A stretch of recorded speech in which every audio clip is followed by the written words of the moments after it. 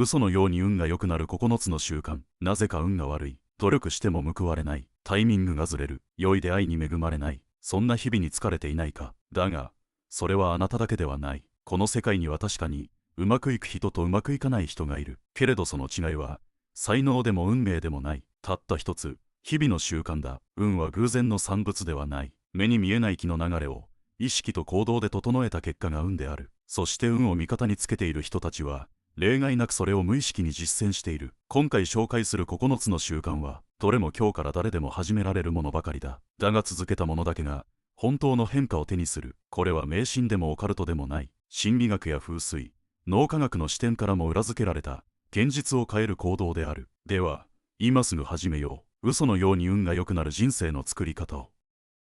玄関を毎日軽く履くだけで、運気が一変する。運がいい人に共通する、ある習慣がある。それは、毎朝玄関を軽く履くことだ。たった30秒の行動が、人生全体に影響を与えるとしたら、あなたは今すぐ、玄関に向かうべきかもしれない。運気は、見えない空気のように流れている。その流れを迎え入れる最初の入り口が、玄関だ。風水では玄関を気の入り口と呼ぶ。つまりここが汚れていると、どんなに部屋を整えても意味がない。悪いエネルギーがたまり、運気の通り道が塞がれてしまうからだ。実際に、成功している人ほど玄関にこだわる。起きてすぐ玄関を履く。外から持ち込まれた運の悪さを、そこに溜めないようにするためだ。これは迷信でもスピリチュアルでもない。あなたの波動は、毎日の行動で決まる。掃除とは、波動のチューニングに他ならない。人は無意識の環境に影響を受ける。散らかった玄関を毎日見ていると、自分を大切にしなくなる。外の世界と自分の生活空間、その境界線が曖昧になり、結果として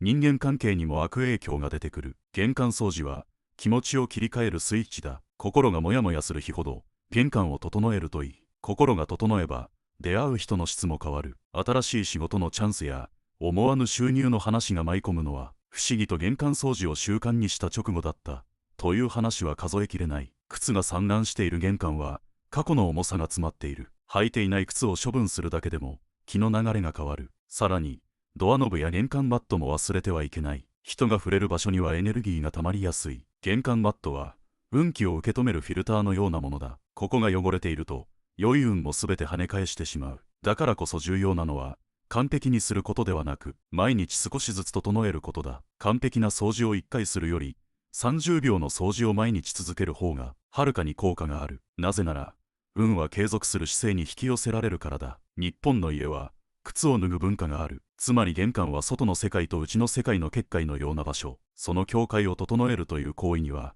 深い意味がある。ネガティブなものを家に持ち込まないために、まずは玄関から整えるべきなのだ。運気の流れは目に見えないが確かに存在する。玄関をきれいにして1週間、何も変わらないと思うかもしれない。だが3週間後、あなたの周囲の出来事が変わり始める。人の態度が変わり、気持ちが前向きになり、なぜかタイミングが合い始める。それが運気の流れが動き出したサインだ。掃除を習慣にした人は口を揃えている。やらないと落ち着かなくなったと。それは、感性が整った証拠だ。感性が整えば、選ぶ言葉も変わり、行動も変わる。行動が変われば、現実が変わる。そしてそれが、運がいい人の正体なのだ。だからまずは、明日の朝、何も考えずに、ただ30秒だけ玄関を履いてみてほしい。きっとその瞬間、空気が少し変わったことに気づくだろう。そして、その空気の変化があなたの一日、そして未来を静かに動かし始める。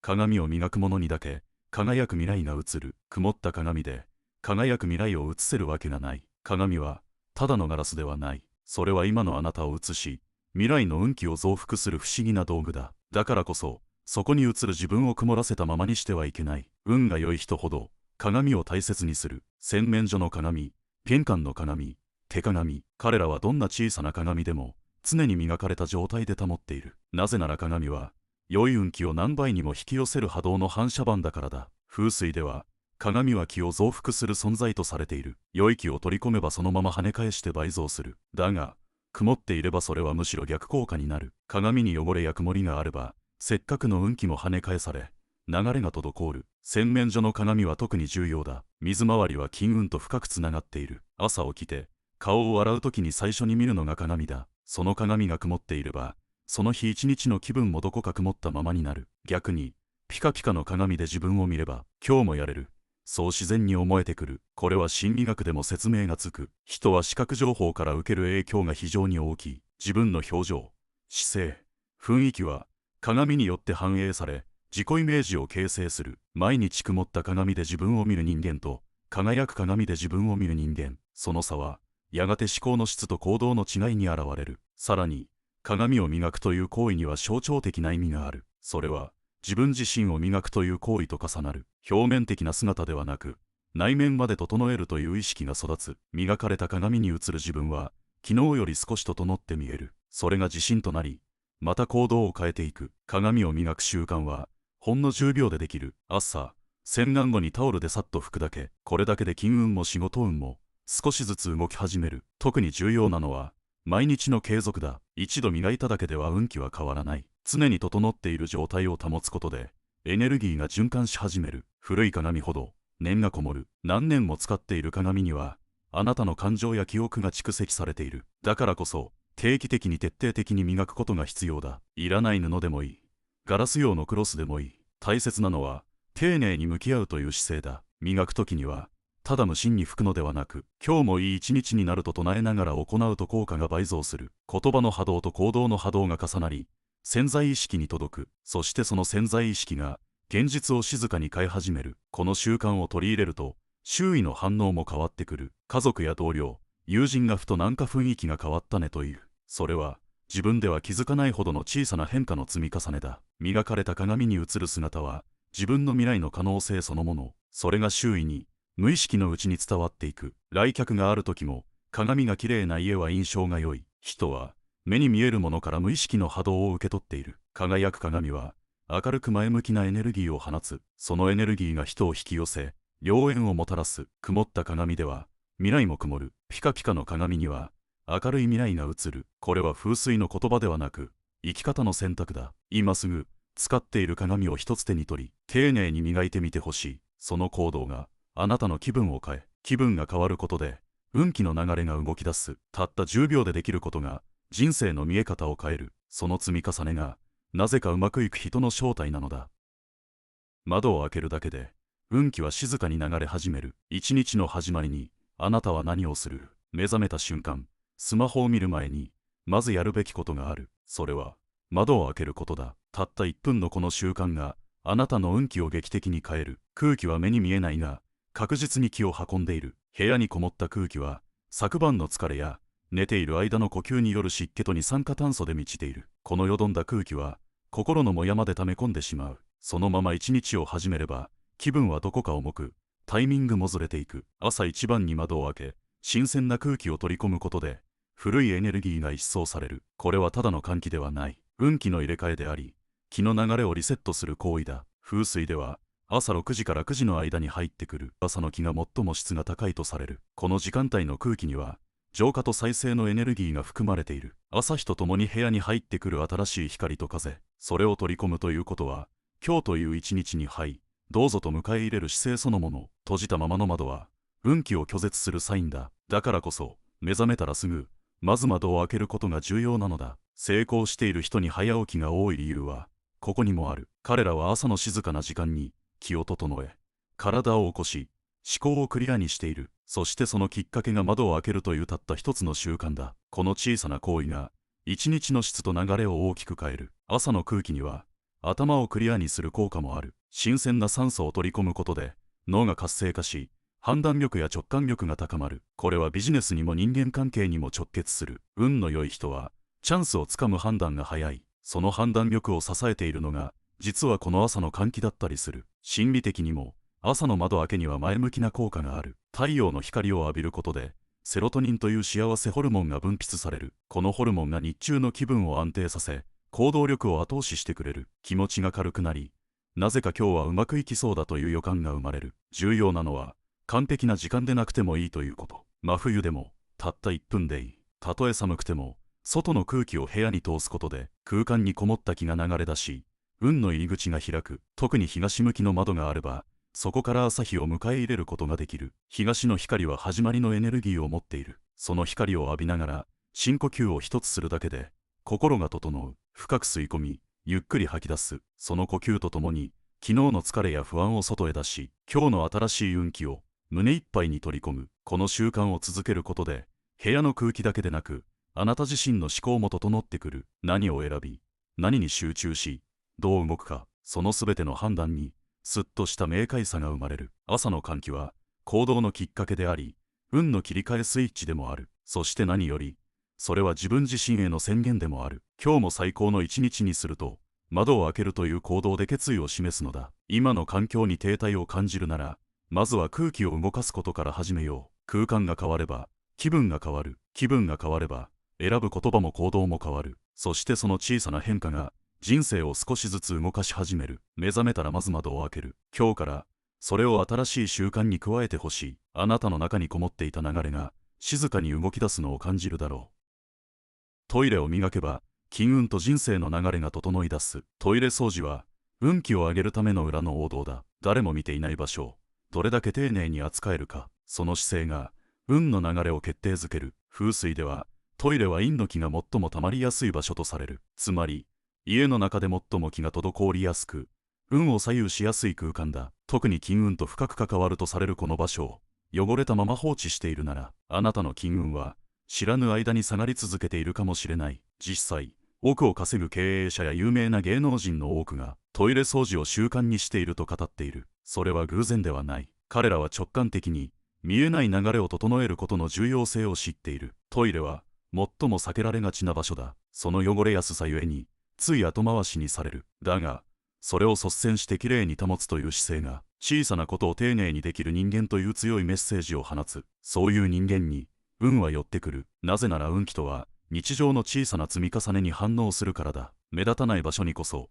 本質が宿る。それがトイレという空間の持つ意味であり、力だ。また、トイレの清潔さは健康運にも影響を与える。湿気や雑菌が溜まりやすいこの場所が不衛生であれば、空気全体の質が落ち、身体の不調や疲労感を引き寄せる。結果的に判断力が鈍り、チャンスを逃しやすくなる。運気は、体と心が健やかであることを前提に動く。さらに、トイレ掃除には謙虚さが宿る。誰も見ていないところを、誰のためでもなく磨く。この行為には、感謝と敬意が含まれている。普段、何気なく使っている場所に目を向け、ありがとうと心の中でつぶやきながら磨くことで、その空間が持っていた滞りが、静かに浄化されていく。昔からトイレには神様がいると言われてきたのも、決して偶然ではない。それは、目に見えないものを大切にする姿勢が、幸運を引き寄せるという、深い知恵の象徴だ。やるべき掃除は、便器だけではない。便座の裏、床、壁、換気扇、そしてドアノブまで、特に人が手で触れる場所には、エネルギーが溜まりやすい。そこを丁寧に拭き取ることで、気の流れが生まれ変わる。重要なのは完璧な掃除ではなくこまめな掃除だ。毎日5分でもいい。むしろその方が負担なく続けられる。朝起きた後や、帰宅後のルーティンに組み込むことで、習慣として根付いていく。きれいなトイレは、住む人の心を表す。あなたがトイレにどんな扱いをしているかで、運気は敏感に反応する。乱雑な空間には、運も縁もチャンスも寄りつかない。反対に、清潔なトイレには、不思議と、心が安らぎ、頭が冴えてくる。これは心理的な作用でもあり、運気の基盤を作る準備でもある。そして、これはあなた自身との信頼を築く時間でもある。こんな面倒なことも、自分は毎日ちゃんと続けている。その実感が、自己肯定感となり、自信となる。そういう人間には、行動力が生まれ、チャンスに飛び込む勇気が宿る。それが結果として、運の良さという形になって現れる。今日から、トイレ掃除をあなたの習慣に加えてほしい。完璧を目指さなくていい。むしろ毎日、ほんの少しでいいから続けること。それが、金運、健康運、人間関係運をすべて底上げする土台になる。そして、ある日ふと気づくはずだ。あれ、最近なぜかタイミングが合う。いい出会いが増えた。心が落ち着いている。その変化は、トイレ掃除という小さな行動が生んだ。静かで確かな革命なのだ。不要なものを手放せば、新しい運気が入ってくる。運が良くなりたいなら、まずは手放すことから始めるべきだ。物に囲まれ、選べない生活をしていないか。それは、自分で自分の運気の流れをせき止めている状態に等しい。風水では、空間に余白がない場所に、運は入ってこないとされている。つまり、部屋に物が溢れている時点で、新しいチャンスや人間関係、金運の入り口が塞がれているということだ。だからこそ重要なのが、毎日一つ、不要なものを手放すという習慣だ。一日一つというルールなら、どんなに忙しい日でも実践できる。たった一つでも、1年続ければ365個の不要なものを手放したことになる。それは365回、運気の流れを良くしたということと同じだ。手放すとは、単に物を捨てることではない。執着を手放すという、もっと深い意味がある。使わないのに捨てられない服、読み返すことのない本、引き出しにしまい込んだままの古い雑貨。こうしたものは、過去の記憶や未来への不安にしがみつく心の表れだ。運のいい人は、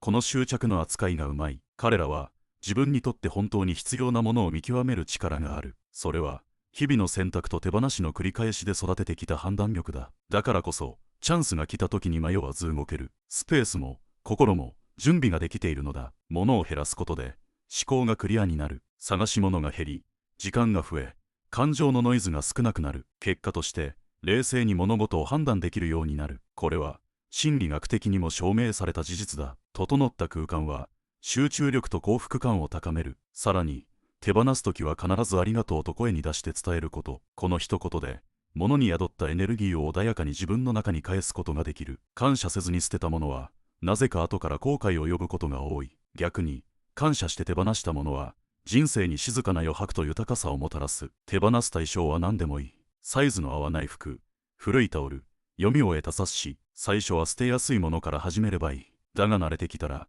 自分にとって意味が大きいものにも挑戦してみるべきだ。それは、自分の価値観を問い直す作業でもある。これは今の自分に本当に必要か。そう問い続けることで、自分の人生の軸がはっきりしてくる。この感覚こそが、運を味方につける鍵になる。そしてこの習慣には、目には見えないもう一つの効果がある。それは満足しすぎない姿勢を育てるということだ。人は、すべてが揃った瞬間から成長を止める。これで十分と思ったその時から、運気は下降し始める。常に余白を残し、常に見直す。それが運を呼び込む器となる。部屋が整えば、空気の流れが変わる。空気の流れが変われば、気分も軽くなる。気分が軽くなれば、人に優しくなれる。そして、人間関係の運気も自然と良くなる。これが気の循環というメカニズムだ。いらないものを手放すことで、時間もお金もエネルギーも、すべてが本当に大切なもののために使えるようになる。そうして整った日常には、不思議と良い出来事が重なるようになっていく。今日から、毎日一つだけ手放す。それだけで、人生の流れが少しずつ変わり出す。部屋の風通しが良くなり、心の奥にも光が差し込んでくる。それが、小さな習慣の持つ大きな力だ。ありがとうを声に出す人に、幸運は集まり続ける。幸運を引き寄せる人には、共通する口癖がある。それがありがとうだ。この短い言葉には、想像を超えた力が宿っている。言葉は音として発せられるだけでなく、周囲の空気を変え、話した本人の内側の状態をも変化させていく。つまり、ありがとうという言葉を意識的に使うことで、あなたの感情、態度、そして現実が少しずつ変わっていく。まず、ありがとうという習慣がある人は、他人から信頼されやすい。なぜならそれは、相手をしっかりと見て、小さなことにも感謝できる繊細さと誠実さの証だからだ。たとえ何か特別なことをされなくても、日常の中で自然と感謝が出てくる。そうした人の周りには、自然と人が集まってくる。また、ありがとうは、脳にも強く働きかける。感謝の言葉を繰り返すと、脳内にセロトニンやオキシトシンが分泌され、安心感や幸福感が高まることが分かっている。つまり、ありがとうを口にするたびに、脳は自分は恵まれていると認識し、心が整い、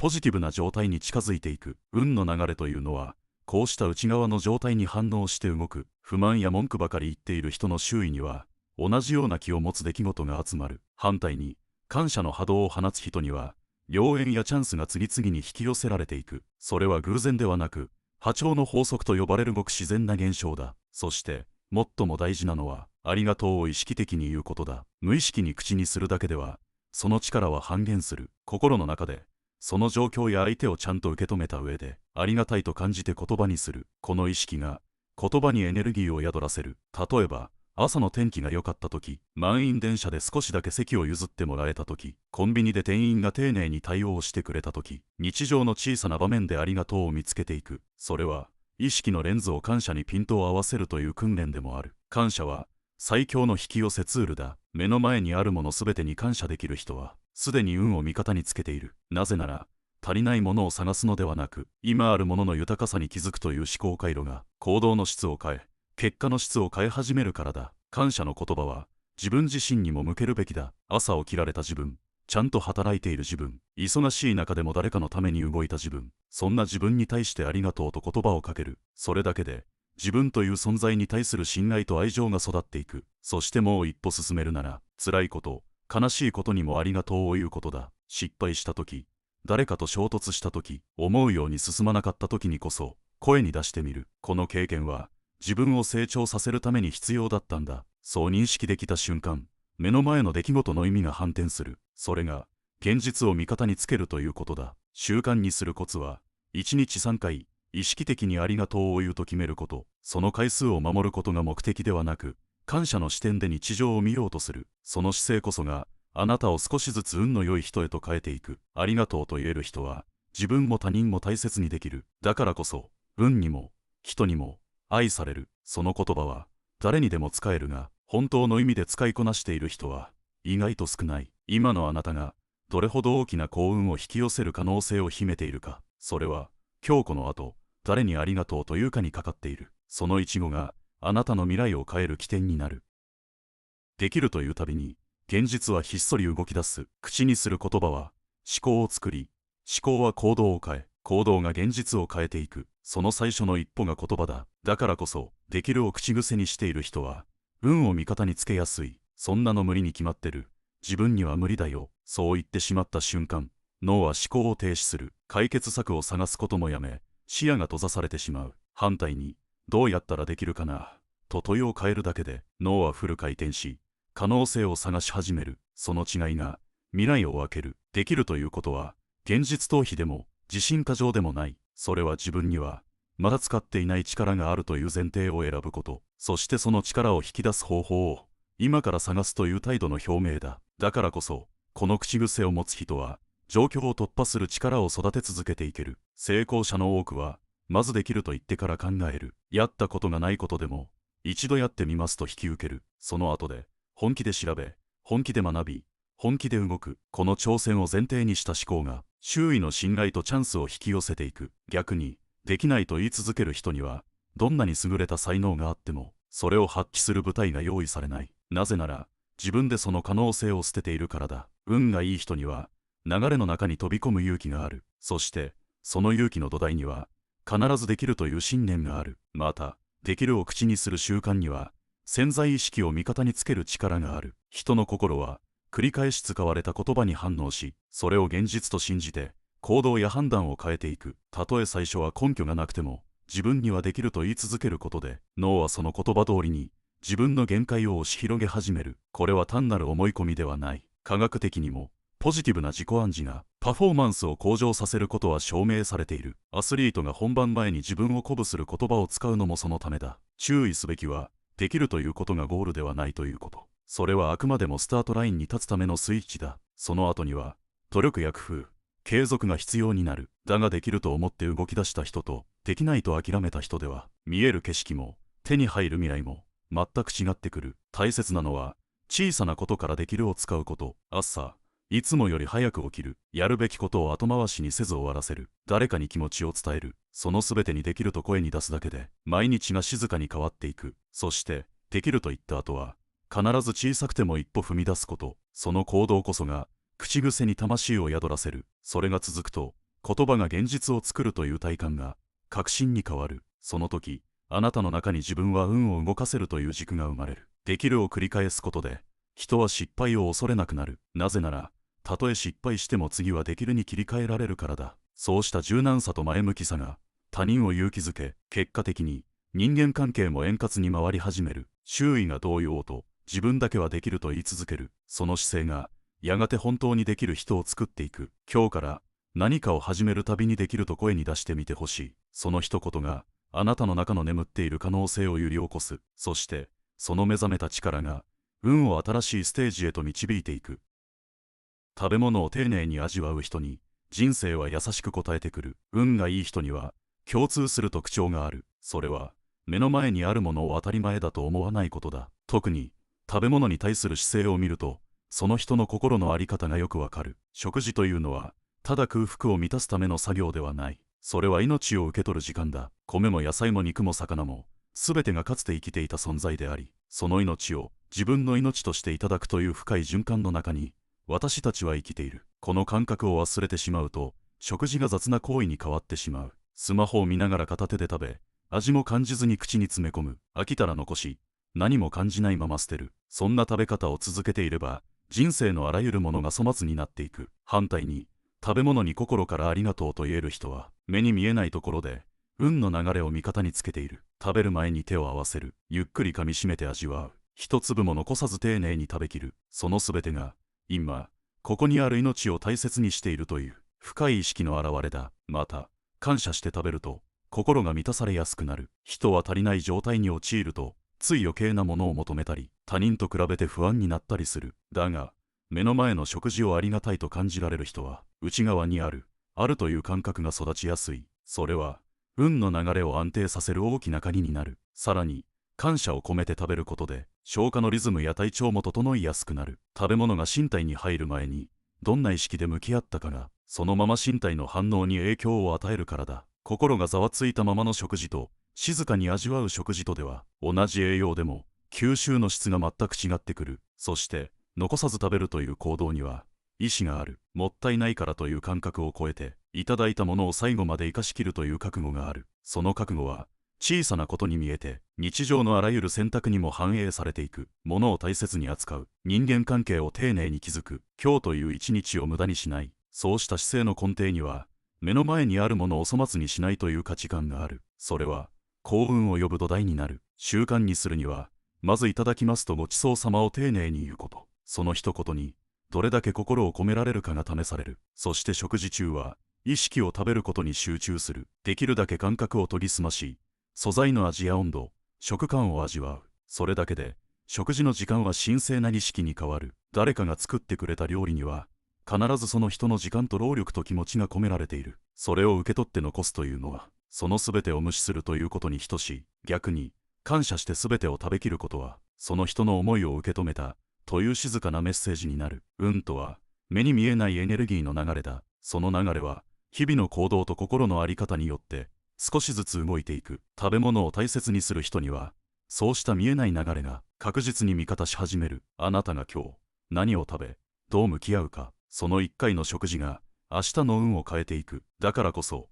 次の食事は、深く感謝して、丁寧に味わってみてほしい。そのたった一回が、人生を変える最初のスイッチになるかもしれない。